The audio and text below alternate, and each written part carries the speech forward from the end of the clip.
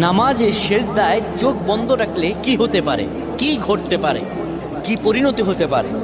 আমরা অনেকেই নামাজের সেজদায় চোখ বন্ধ রাখি। এটি আসলে আমাদের জন্য ভালো না ক্ষতি, এটি আমাদের জানতে হবে। নবী সাল্লাল্লাহু আলাইহি ওয়াসাল্লাম 532 নম্বর হাদিস সহিহ আল বুখারীতে বলেন, শোনো, তোমাদের মধ্যে কেউ যেন সেজদায় তার বাহুদ্বয় যেন কুকুরের মতো না বিছিয়ে দেয়। অর্থাৎ এইভাবে অনেকে আমরা আছি এইভাবে সেজদা দেই না, আমরা সেজদা এই যে বাহুদ্বয় আমরা জমিনের মধ্যে লাগিয়ে দেই।